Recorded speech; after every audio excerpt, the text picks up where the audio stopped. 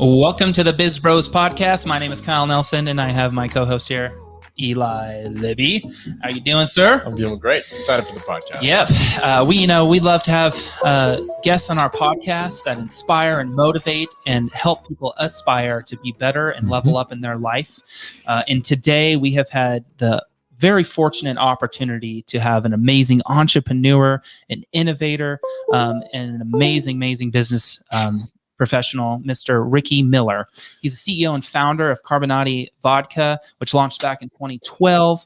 He also founded in 2013 Sleep, Drink, 8 Hour Snooze. And he's doing some amazing things with his success. And we're going to have a great conversation about being an entrepreneur and the grit, being creative, and how you have to go through that process at the beginning with an entrepreneur of hearing the no's in life. So, Ricky, welcome to the Biz Bros podcast.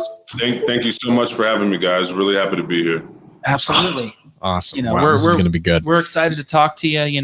When we get to have individuals on here that have similar mindset and just that true feeling of just wanting to inspire others. Yeah. It's always a good conversation. So, Ricky, why don't you let us know a little bit about you, kind of your upbringing, what got you into entrepreneurship, got you into the spirits and liquor industry, and just how you got to where you are today.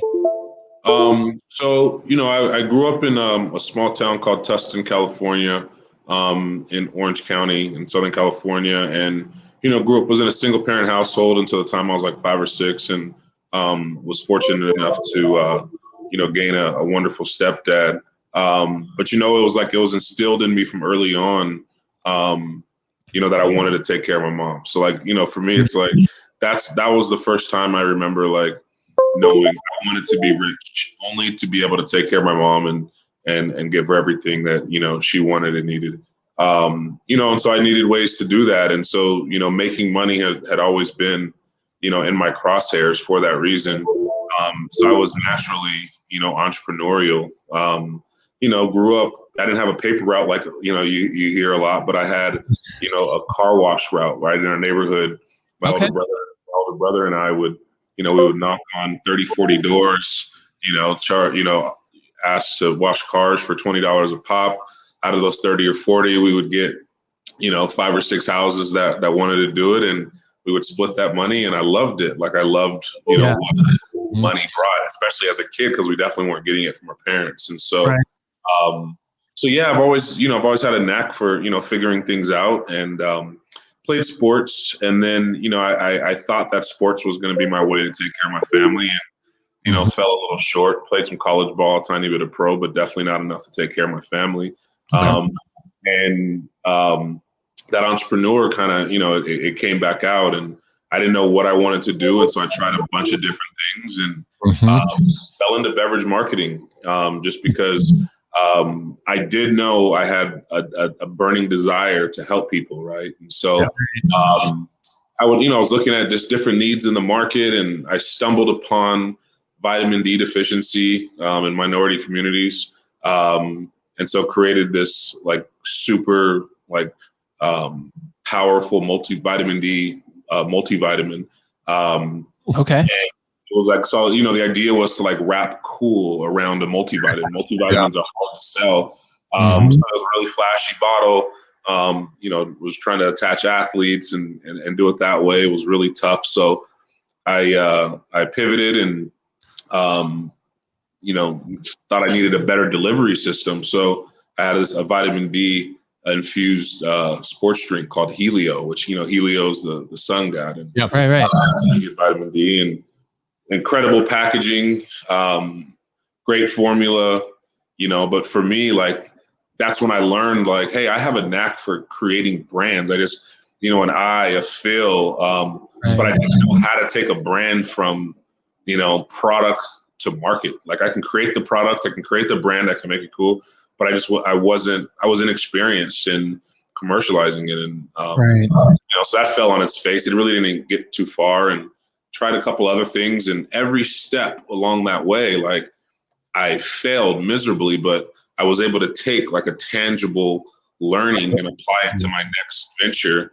And, which is why I always talk to entrepreneurs, or I say talk to entrepreneurs. That sounds so formal. I when I'm just talking to friends and people in my network, and people I come across that are trying to do entrepreneurial things, I say there's no replacement, for doing an experience. Like, I can tell you, where to go, what to do, and you can do it, but it's not going to stick with you because you're not going to feel the burn or the sting of messing up that I did, and that's why it's etched in me. And so I think like going through those tough times and failing miserably is necessary, because it's really grooming you and preparing you to take that business that you want to take to the next level when you're ready. But I wouldn't be where I am today if I hadn't failed miserably. Right. Exactly.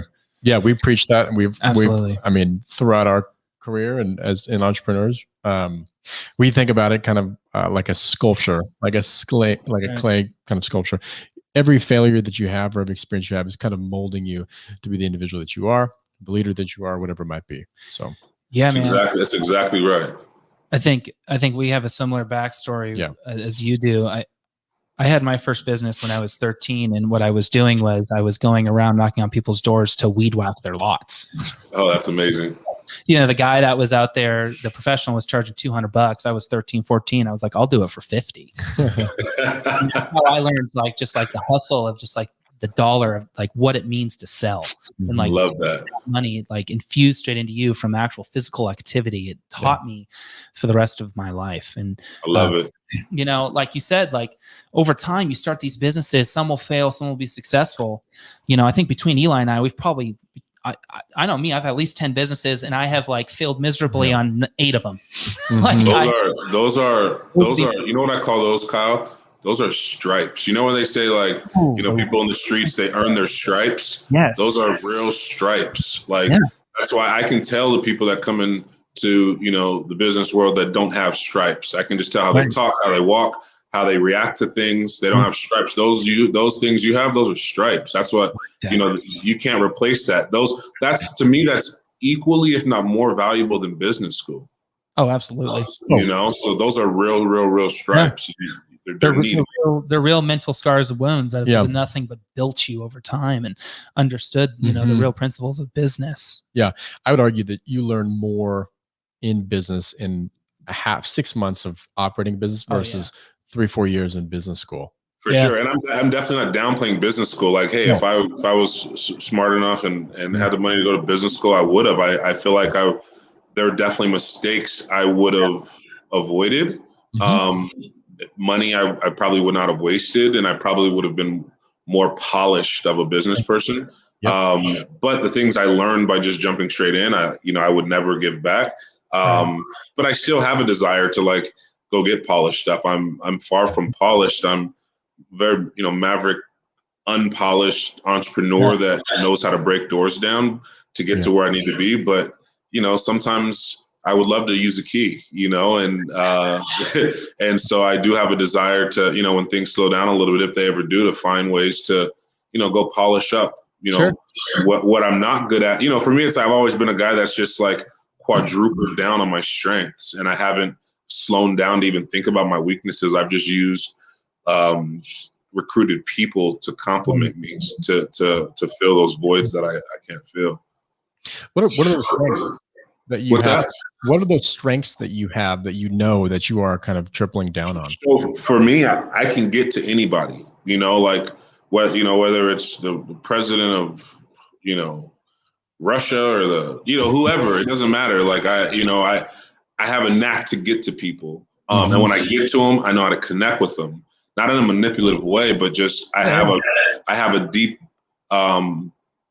burning passion for connection. Like I love connecting with people. Absolutely. And I've just learned to use that to, and blend it in with what I'm doing. And so, it goes all the way back to like 2010 or 11, I think. I was like on and off and playing arena football, not making any money. I was working at this call center. I think it was like a Dish Network call center. And I remember the owner of that call center was very wealthy.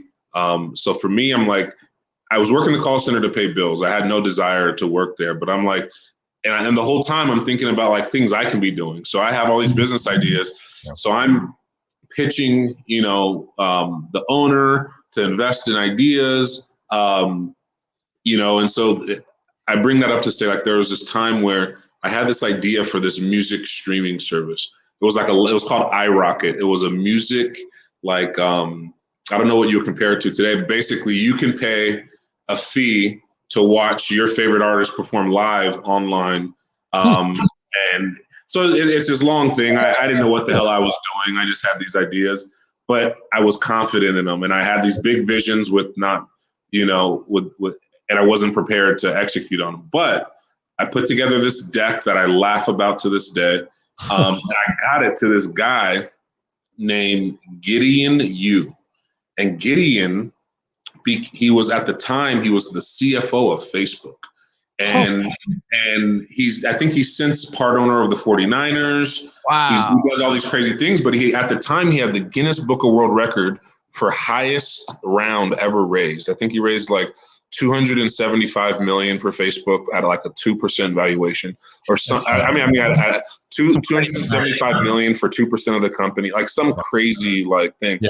So I was intrigued by that, and I was like really deep into like, I thought I was going to be a tech guy, and so I was getting familiar with all the players in the venture capital world, and he was the guy that stood out to me, and so I got him.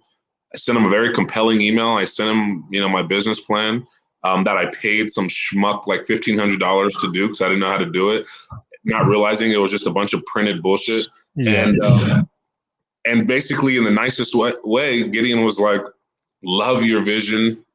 Long story short, he just said, I wasn't ready, Mm-hmm. But for me, I was so happy to get a response. This guy was at like the height, he's in the trenches at the highest level.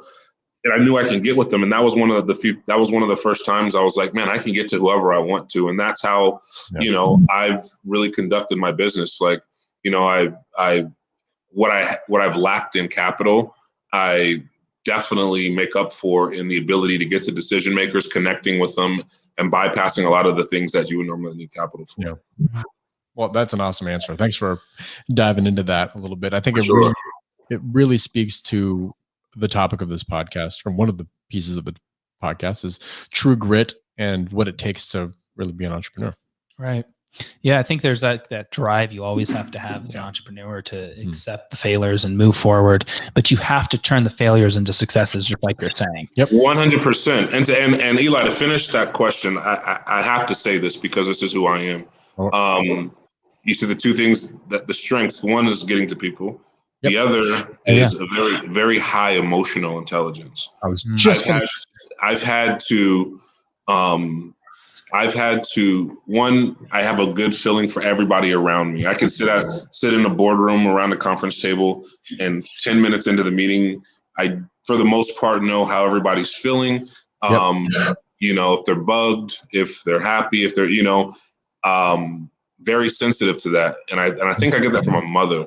But it's done me like so much wonders in my business because, just in managing staff, you're dealing with so many personalities. Yeah. And so to know like how everybody's feeling as often as possible has been so important. And personalities and getting people to work with each other, it's been like the bread and butter of my business. And but yeah, the emotional intelligence is definitely it's probably been the most valuable thing, I would say, in my life. You're speaking of it's really funny you bring that up. I was gonna say your EQ is probably really high. Last night, actually, I was reviewing. We just did this a big trifexis personality, really trimetrics. Not trifexis. Nice. Trifexis sounded cool though. Yeah, it's a dog. Anyways, I was reviewing these deep, in-depth 65-page review, just kind of looking on who I am a little bit more in depth. And then I looked into another one called Crystal that we did, and both of them, my EQ was like way off. I mean, it's just so high off the charts. And saying multiple times, Eli is very in tune to the emotions of the people that he's around. So you're highly empathetic? Yes, Very empathetic. You know what I've learned, Eli, and I took a similar test. Probably wasn't as cool as the one you took, but that actually, for a salesperson, can actually be a weakness. That's what I was basically told. Because for me, if I'm selling you on something, and I know I can stick that dagger in your neck and say that one thing that I know can close the sale, but it comes off a bit aggressive, I might not do it because I don't want you to be rubbed the wrong way, and I would rather preserve the relationship than close the sale. That's what I would rather do, because I feel what the person feels, or I think I do, and I want to, and I want to make sure they're okay. Where as a killer salesperson, they're not worried about that. All they're doing is they're worried about closing the sale. So it's interesting. Like, empathy is definitely, like, been the center of my life. I've, lost out on deals because of it, but I honestly probably wouldn't have it any other way. True. It's just who I am. Yeah. It sounds like you can delegate maybe that weakness of empathy as a salesperson off to somebody that might be a little bit more aggressive. For sure. Absolutely.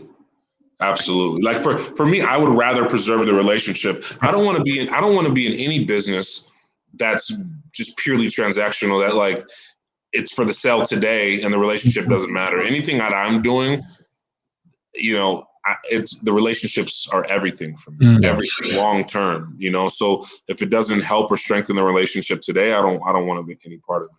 I love that. Speaking my language. Yeah. With you too. So let's talk a little bit about building strong teams. I think this kind of fits into it a little bit. What's kind of your past experience with building teams? How do you think, what's your style of building teams? I honestly don't have a ton of experience in building it. I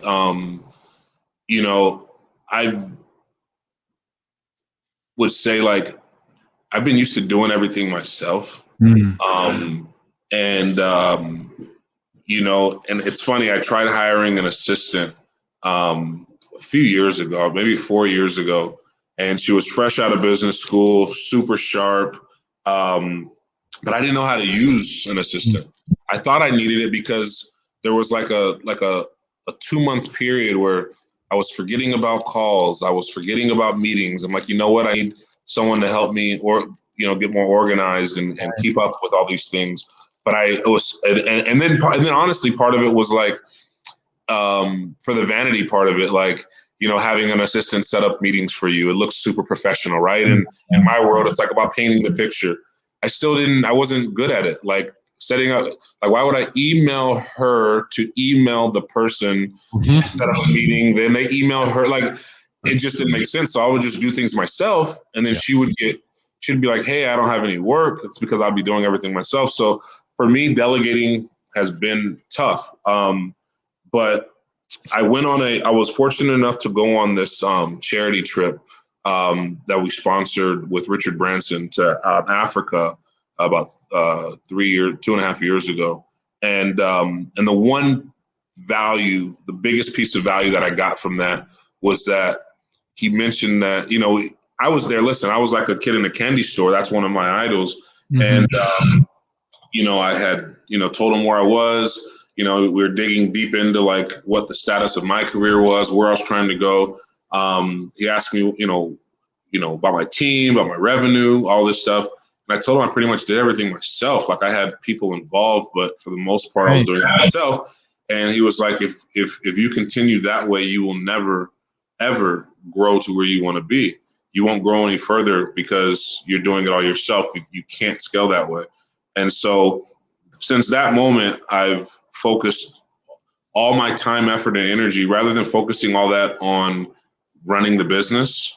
I focused it on building teams to run the business with people that are more capable of me than, at doing those specific things. So, I'm a generalist. And so, yeah, I over time, with all the mistakes that I made, I was able to learn, how to take a product to market. But I needed specialists to focus on specific things to take it to that next level.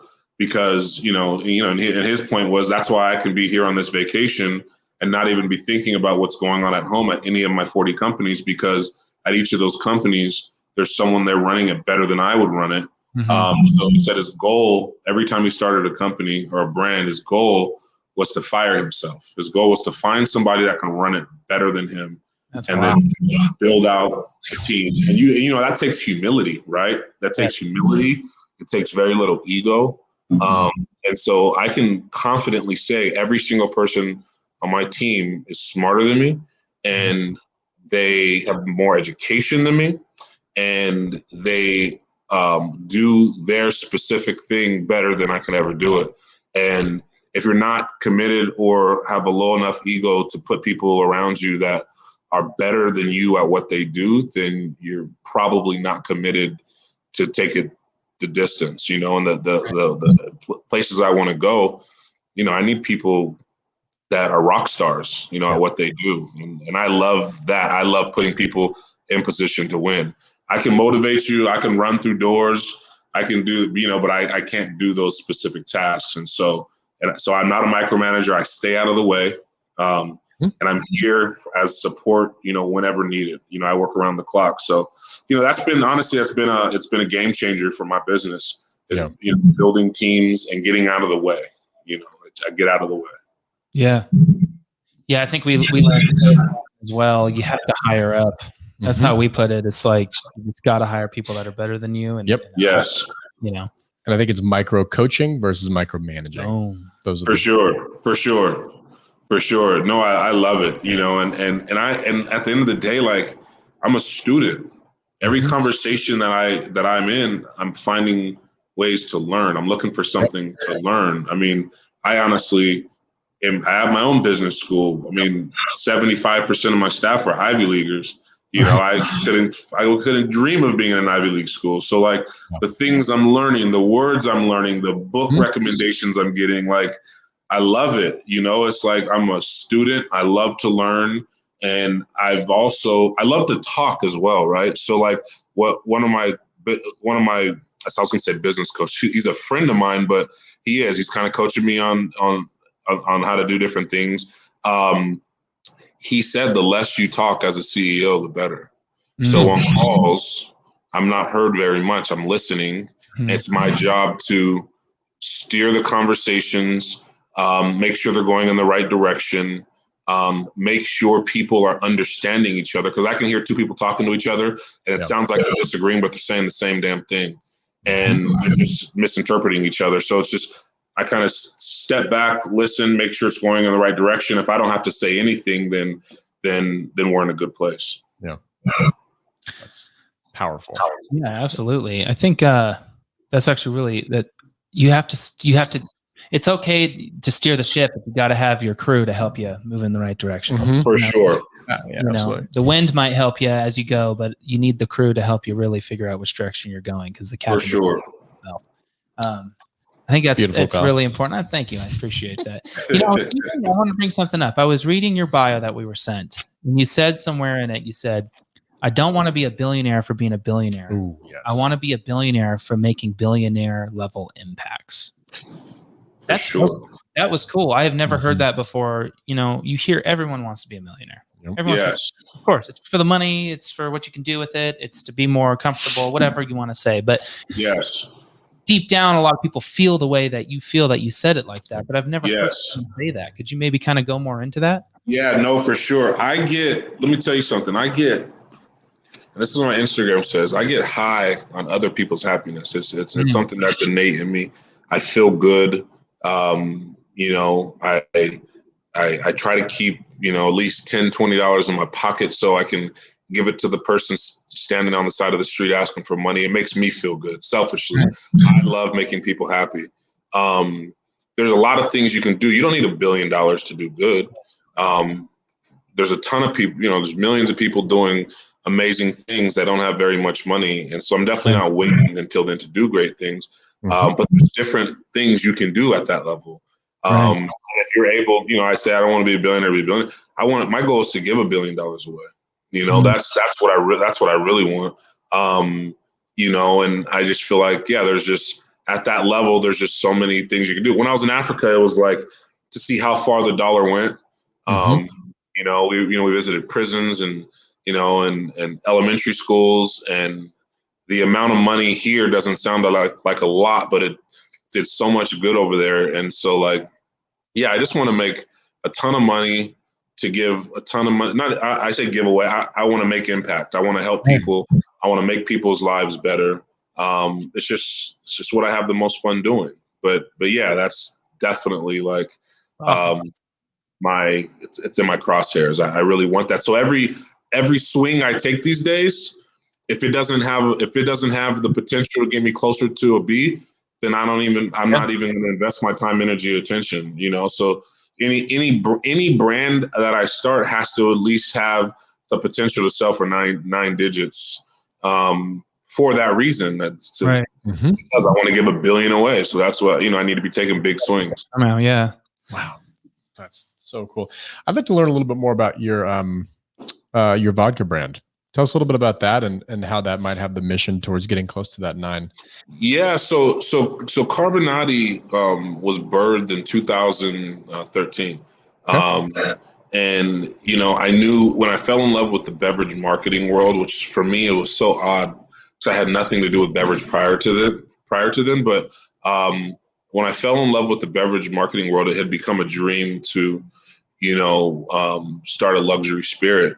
And my idol in that world was a guy named Bernard Arnault, who's the chairman and CEO of LVMH, Louis Vuitton Moet Hennessy. I think as of like a year ago, he was like one of 3. What do they call them? Cent billionaires, 100 billionaires.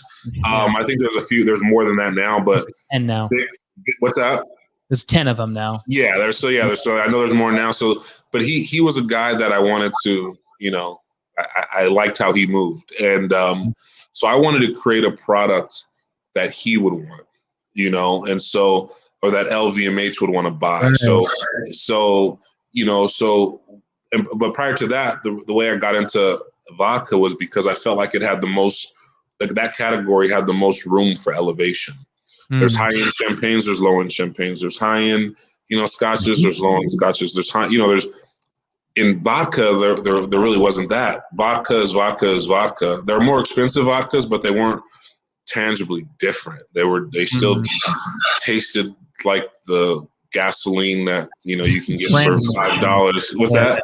It was a branding move. In order. Yes, it's exactly right. So I really wanted to create a thoroughly luxurious product, and and so that's how that was birthed, and I wanted the brand to have the aesthetics that LVMH looks for. They're the largest purveyor of luxury in the world, and so I thought I had something there, and had a decent network, and took a lot of time, energy, mistakes, money, but we got there, and I ended up in Italy because I knew that the vodka category was oversaturated. It was crazy competitive, but I didn't want to create a new spirit. I wanted to create a bigger, better version of what was already out there, and felt like if I can nail down the brand, if I can get the juice inside right, if I can get into the accounts that I know would get people thinking and paying attention to the brand, then I'd have something. And based on what was happening in the wine and spirits world, when you can hit a brand home run, I mean, Grey Goose in 2004 sold for $2.2 billion after only being on the market for 7 years. That was started in 1997, and the amount of volume they were doing wasn't crazy. And so I'm like, that's kind of what got my attention. And so, but I ended up in Italy because I knew it had to be different, and it couldn't just be different to be different. It had to make sense, and I thought that Italian luxury was very easy to market. Yep. And plus they have some of the most incredible organic winter wheat in the world that no one was using for vodka. And so if I can put the pieces together in the right way, we would have something. And when I was originally telling people about an Italian vodka, they're like, Italy vodka, that doesn't go. But for me, the average person would be like, oh yeah, that's a sign that we shouldn't do it. For me, I was like, that's perfect. It has to stand out. I want people to think that. One, I know Italy is like really respected for their agriculture, and two, I know that the possibilities of like the strategic brand partnerships, the content we can create, like it made sense to me. It didn't have to make sense to anybody else just yet, but I had to paint that picture to get people to pay attention, and that's what we did. Thanks for sharing that, Ricky. I love hearing that. That's so cool. We'll have to pick up a bottle for here. That'd be awesome. I'd love to try it out. Yeah. So what's next for Ricky Miller? What do you think? What's the future looking like?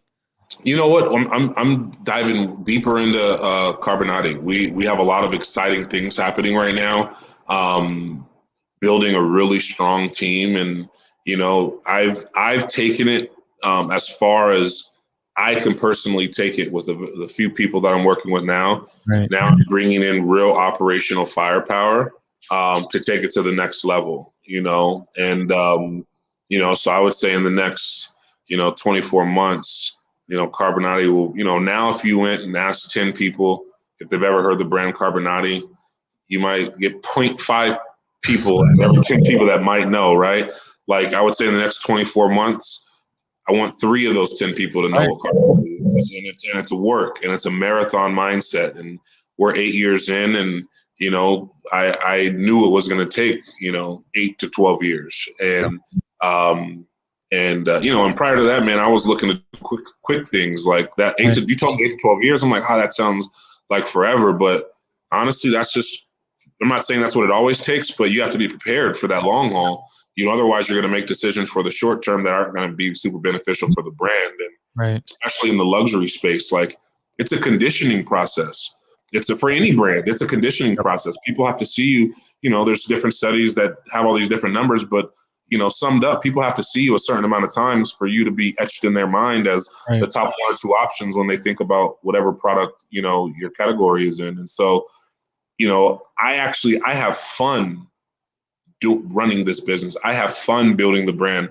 I have fun playing, doing, making chess moves. Like it's good. So the outcome, I'm not so stuck on it. I'm not so fixated on it that like, when things aren't going well, I'm in the dumps. Like I enjoy the process, and you can't do anything long term if you don't enjoy the process, or at least stay, sane. Like I really enjoy the process every day. I love waking up. I know it sounds so cliche, but like I wake up with fire. I want to like get out there and just make things happen. And you start to, you have your head down working, and then you look up and you're like, oh, wow, look how far I've come. It feels good. But yeah, I truly enjoy the process. Yep. You're speaking our language, man. You got 2 out of 10 right here. Yeah, exactly. Yeah. We'll be a big supporter, of course. So for all the listeners out there, if you were hoping there was one thing that they could take away from this episode of Biz Bros, what would you hope that is? I think the one thing that has served me well, when it's come to either business, personal life, anything, and we didn't dive too much into it, but being comfortable, being uncomfortable, that's what's got me to, from idea to known brand, at least in the world we are now. And that's what got me through, I don't think we ever talked about this, but this is the reason I'm saying it.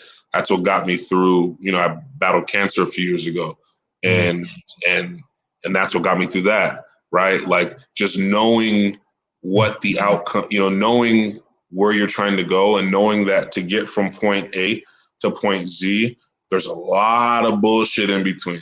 If Z is worth it. So if it's cancer and life is at that Z, then everything in between, it's worth it.